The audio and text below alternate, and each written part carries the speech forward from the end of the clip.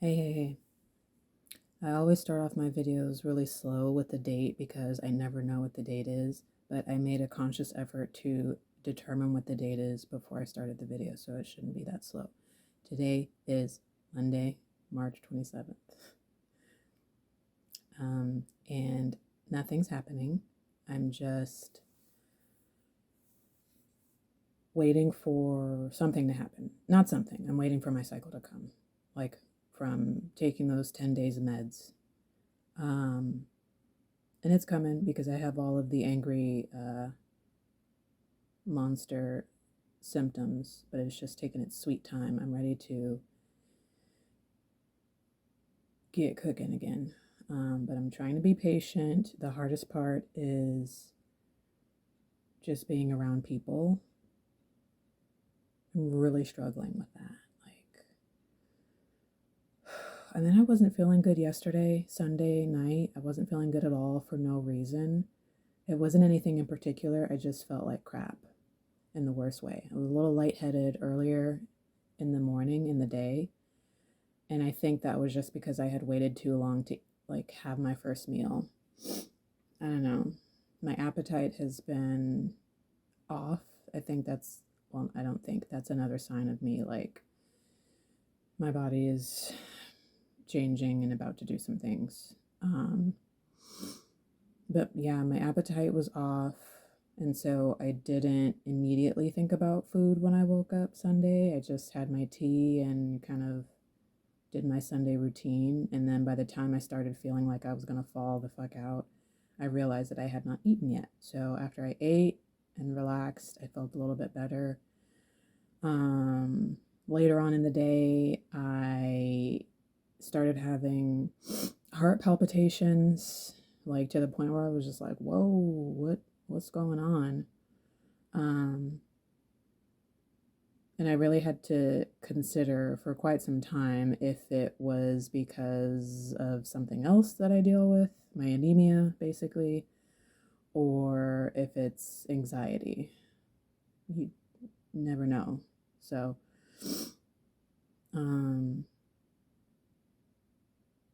had a couple bouts of that, and then the rest of the night I just felt like crap. And so I went to bed, not necessarily early, but on time. I usually go to bed pretty early, right? Like right now. I should be asleep, but I can't sleep yet. I'm not ready. So shit is definitely off, but I just wanted to do a quick check-in and say nothing's happening yet, but I'm excited. I'm ready for the next steps. I've been doing a lot of processing with my mom, mostly regarding the IVF, and processing with friends and myself and other family members about life in general and people, why I hate people so much. I legitimately called my grandmother today and just asked her for the meaning of life and why I have to do it with other human beings and how they ruin everything. That's how I know, that's a part of the meltdowns that I usually have, right before my cycle starts. I think I had a mini one today because I just loathed being at work with other coworkers. And I actually left for lunch for the first time in a while, and I was just like, I have so much to say. I have so many thoughts. Let me call someone who has the answers. And of course, she did have the answers. They were very simple and also maddening because it was the truth. We can't be without people, unfortunately. So, in case you were wondering, no go. So I think what I'm going to do is, what I've been wanting to do is, other in-between videos about my experience with different things. I want to do a video about my donor sperm shopping experience. I want to do a video about the costs of IVF for me, not in general, because it's going to be different for everybody, as you can imagine. But my costs total. And I'm going to try and pinpoint that down as much as possible. I've been living off of a spreadsheet since 2021, basically, recording everything. So I'm going to do my best to come up with those numbers and kind of explain like how I'm doing this, barely. This shit is expensive, either way you slice it, whether you have coverage or not. And I sort of have coverage, kinda. And then yeah, just like videos, like in between videos, that aren't necessarily like vlog and me driving or in my car or waiting for results or something like that. I want to do that. So more to come. I just need to kind of like work on my blueprints because I want to be organized when I talk about some of this stuff. Some of it will be kind of fun and funny, or at least for me, because I make myself laugh. I crack myself up. Anyways, yeah, I'm holding my shirt because I don't want you to see my logo on my shirt. It's work related, and honestly, fuck those guys. Just kidding. But yeah, just wanted to check in. In fact, I might do, like, why not? Let's just do one right now. I'm gonna grab my notes. Maybe I can do a quick one before I go to sleep, even though I'm like 40 minutes past. Hold that thought. Okay, and we're back. So let's see how long this lasts. If it falls off, I'm going to have to do some editing, which I really don't want to do because I hate editing. And it sucks. Like, I'm new at doing these videos, and like the best I can do is like mash clips together and like put some music with it, and they're just terrible. So I want to apologize for that because I know that my videos look like they were done on a burner phone. But, you know, I'm new. So, and also for the posting of 1 million videos all at once, I just kind of wanted you guys to catch up. Like, I've been collecting these videos from almost pretty much the start, and I felt like if I didn't like do something with them and post them, that you'd never get up to speed. My kid would be like 4 years old, and I'd still be like posting videos about my journey. Like, I just wanted them all done. And truth be told, I kind of want them off my devices and into my cloud. That way I can free up some speed and some space for current things. But yeah, just, you know, to the 2, 3, 4 followers that I have, I appreciate you. You're probably not watching. It's probably just like accidental clicks, but I appreciate that too. Hey, subscribe. So yeah, I figured that maybe I could like knock one of these out. I also forgot I have like a Pellegrino that I just opened and haven't finished, so I'd like to not waste it. It's lemon. It's my favorite. So I don't want to do a super long one. Let's talk about, and I won't do cost because I'm not going to get my whole laptop out and my whole spreadsheet and go through that. I'm not ready for that. I guess. Hold please. So sorry. See, I'm going to have to cut some of this out. I had my notes. Oh, here they go. So, let's see, topics.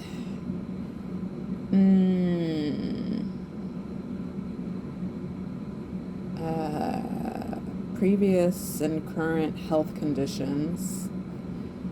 I could do that one. Donor sperm, shopping experience. Not right now. My thoughts on donor eggs. How my support system has been. Tips when starting IVF. what did I do and did it help? That's a whole thing. Girl, I did the most. And I don't know yet if it helped or not. We'll see. So we won't do that one right away. I think what we should do is, let's do like a part 1 of tips when starting IVF.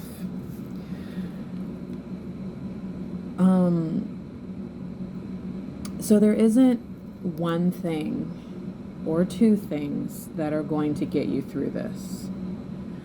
It's going to take everything that you have to get through this. I don't care if you worship a rock or believe in the stars or whatever it is going to take unwavering, and I do mean, like, you really have to pull from places that you didn't think you had to get through this, especially if it's, you know, related to, well, I mean, I guess, no, I'm not even going to assume, because not everybody that goes through IVF is going through it for like a medical condition or some other factor of infertility. I don't know. But if you are going through some kind of primary or secondary infertility or just some sort of health issues while going through this, and it's been round after round after round, well, shit. Then you don't need this video. You already know that it takes everything that you got. For the ones that are just starting, because you've understood or been told that you have a condition and you don't really know yet, you haven't gone through it yet, what I'm getting at is that it's going to take faith. It's going to be support and love from everyone. If somebody wants to love on you, support you, talk with you, treat you to something, take care of you, let them, because you're going to need it. So that means friends, family, co-workers that you trust, just friends of friends, grandparents. Just let them. Just let them.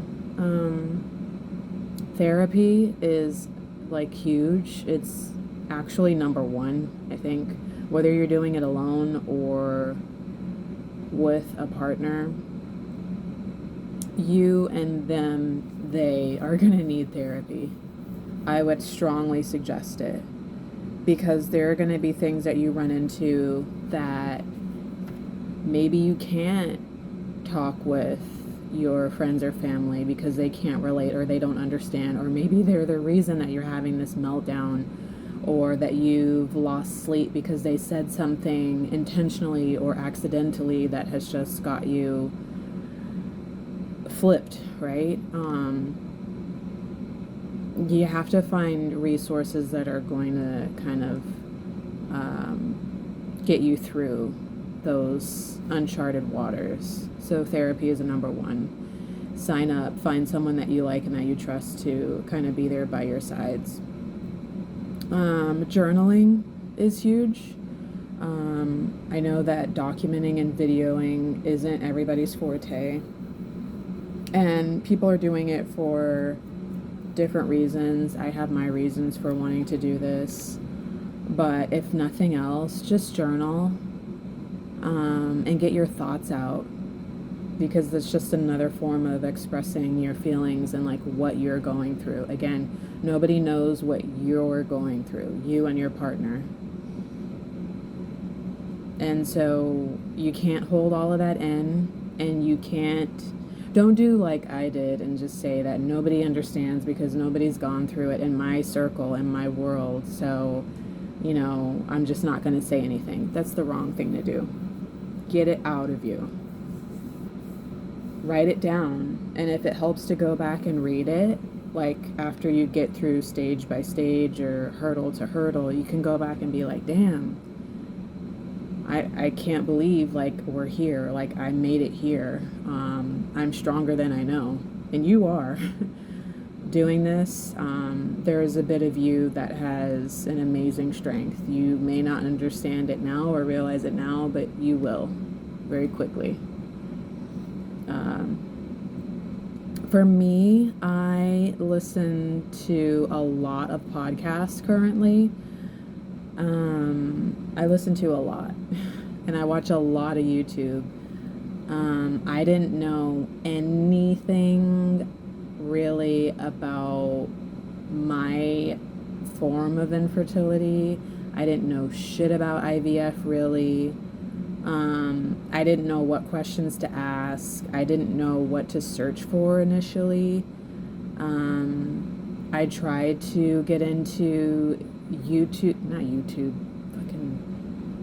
what's that? Facebook. I'm not really big on social media. But I tried to get into a couple Facebook groups, and it was just like day one of high school. Like everybody knew each other. Everybody had been talking about each other's journeys, and it was very cliquey, and like my first couple of posts wouldn't even get approved or something. It was just a mess. And like for me, my experience was terrible. I'm not saying that would be for you. If you can get into a group, get yourself into a group, because that's all that I wish for the entire time. I prefer live meet real people, and so if I could have found like an infertility or an IVF group like in my city in person, I would have definitely gone to that. Like I would go to it now if there was something like that, and I have not found that yet here in Phoenix. So get into a group of some kind.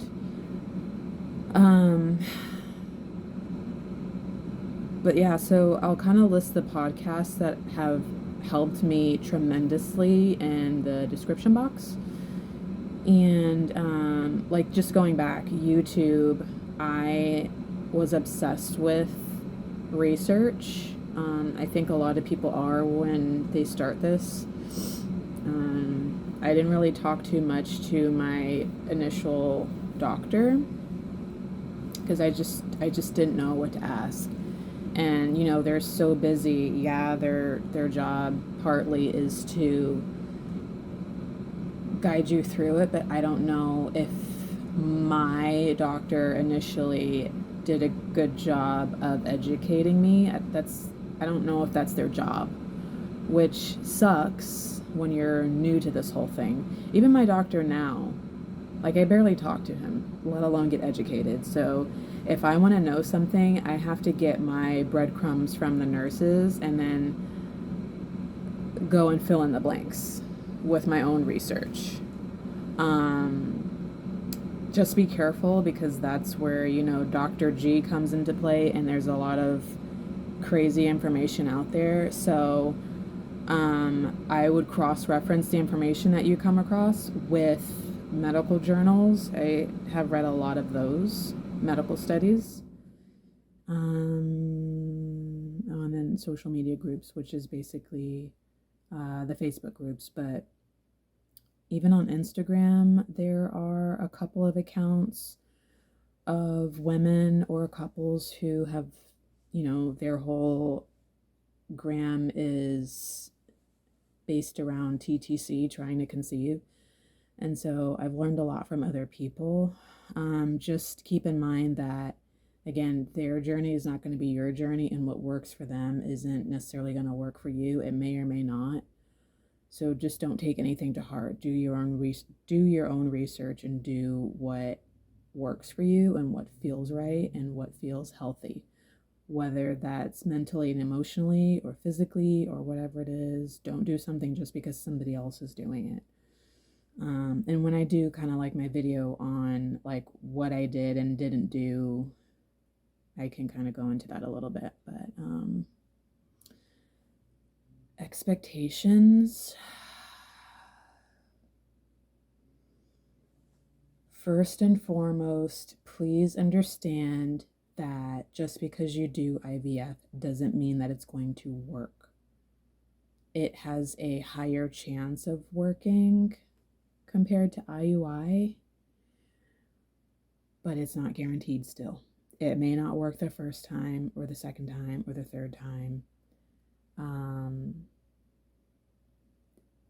Have the right expectations. This is going to be a slow and steady wins the race versus a sprint. You have to muster up as much patience as you can because it's a process. It's going to take some time. Every step is going to take time. Like here I am, me. Haven't even started the transfer cycle yet because I'm waiting. Like everything takes so much freaking time. So just know that if it doesn't happen the first, second, or third time, that a lot of people have to go through round after round after round after round. I didn't understand that going into it. And so obviously the first time I was disappointed, even though I had all of the numbers and the facts and somewhat of an understanding of why what I had a low chance of it working. Girl, just slow down. That's all I can say is slow down, take your time, let your medical team like help you through this. Finances. That's tough because I compare this to like an unexpected natural pregnancy, right? You may or may not be in the position in your life to where you're ready for a baby and all of the expenses that come with that, right? Chances are that you're not. I feel like majority of people are not where they are in their life by the time they get pregnant and have a child. They just have to figure shit out, right? The difference with this, obviously, is that you are actively trying to achieve a pregnancy, and you may be wondering if you should start now or start when you're in a better position in your career, or when you have $30,000 saved up to do it, or I guess what I'm getting at is, for me, I'm nowhere near where I would prefer to be in life by the time I'm going through this process or trying to achieve a pregnancy. I'm not. But I'm learning to give myself some grace because, fuck, a lot of people aren't ready when they get that news, and I'm okay with it. I have sought out this journey because I don't have time, if you will. Like I don't really have time to wait until I have all my ducks in a row. And hell, I may never have all my ducks in a row. You may never have all your ducks in a row the way that you envision in your mind, or the way that you feel that they should be by the time. For me, I don't have time to get my entire life together before I start trying. Like I just don't. Biologically, like my clock is on, like I need to change the batteries, and because mine is running out, and it's either like now or never, and so I chose now. Does that make sense? What was I talking about? Finances and research. So I say all that to say, yes, do your research, find out, plan as much as you can without driving yourself crazy and without wasting your time and delaying, because I did that. And I still circled back to the conclusion that I'm fucking not financially ready for this. And no, I did not have all the answers to how I was going to jump into IVF and paying for that. I did not have a clue. But I tracked everything. I asked questions. I researched and talked to my insurance company and my employer 100 times to make sure that I understood what was covered and what wasn't. This is definitely going to be a part 2 because there really are a lot of little tips and tricks and things to ask for and look for within each one of these, especially finances. I was lucky enough to have like kind of a middleman, a liaison in this process between like my insurance company and the fertility centers that I was working with.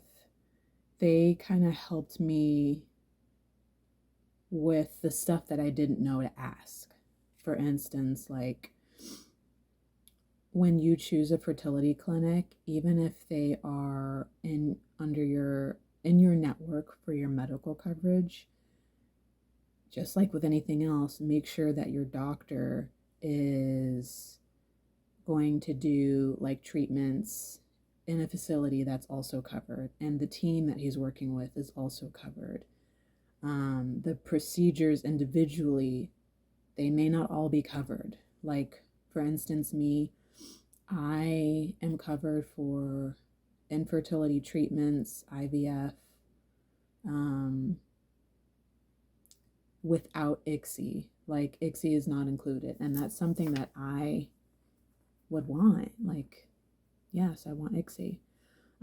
That's not covered. What else isn't covered? Like the medication isn't covered. For me, what else? Donor sperm and donor eggs not covered. Experimental treatments not covered. So these are just all the things that are like out of pocket that you're going to have to consider. You don't necessarily have to have all the things that are not covered saved up for.